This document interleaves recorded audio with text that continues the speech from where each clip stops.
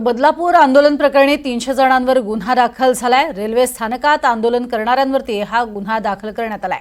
तर दगडफेक दंगली घडवण्याचा प्रयत्न केल्याचा ठपका ठेवण्यात आलेला आहे।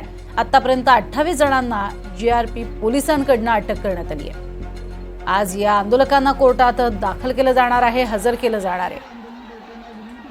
काही आंदोलक अतिशय आक्रमक झालेले होते, मात्र आंदोलक जे आक्रमक झालेले होते त्यापैकी अनेकांनी दगडफेक केलेली होती। शाळेमध्ये सुद्धा मोठ्या प्रमाणात तोडफोड केली।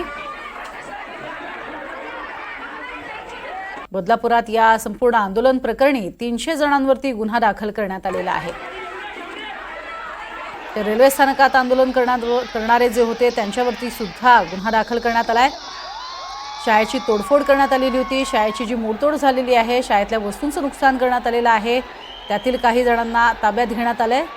तर ज्यांनी दगडफेक केलेली होती, रेल्वे ट्रॅकवरती उतरून पोलिसांवरती दगडफेक करण्यात आली होती। त्यापैकी 28 जणांना जीआरपी पोलिसांनी अटक केलेली आहे आणि आज आता या सगळ्यांना कोर्टात हजर केलं जाणार आहे।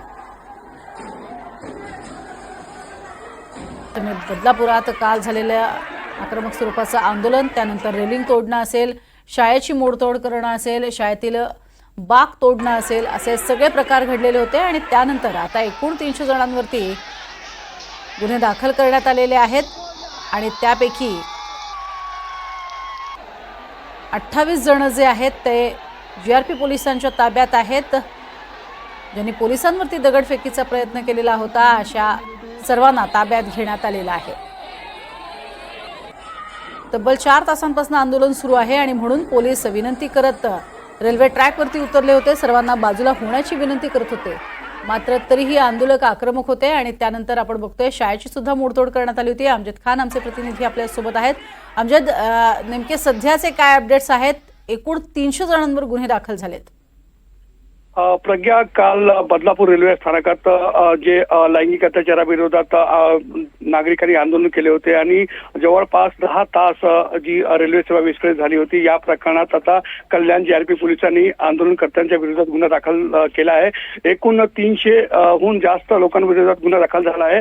यापैकी 28 जणांना आता कल्याण जीआरपी पोलिसांनी अटक केली आहे। आज हे सर्व आंदोलनकर्त्यांना कल्याण कोर्टात हजर केले जाणार आहे, त्यानंतर पुढची कारवाई होणार आहे। परंतु या प्रकरणात अजूनही काही अटक होण्याची शक्यता आहे, कारण की पोलिसांनी या प्रकरणात विविध कलमांतर्गत गंभीर स्वरूपाचे गुन्हे दाखल केले आहे। सध्या बदलापूरमध्ये तणावपूर्ण शांतता आहे, त्या ठिकाणी जमावबंदी करण्यात आली आहे। इंटरनेट सेवा बंद आहे। सध्या रेल्वे सेवा सुरळीत आहे, परंतु कल्याण जीआरपीने आपली पुढची प्रक्रिया सुरू केली आहे। आतापर्यंत 28 जणांना अटक करण्यात आली आहे। प्रज्ञा, नक्कीच, मात्र या संपूर्ण प्रकरणामध्ये आपण बघतोय जोरदार असा राडा झालेला होता आणि त्यानंतर आता पोलीस ऍक्शन मोडवर आलेले आहेत। तुर्तास धन्यवाद या संपूर्ण माहितीसाठी।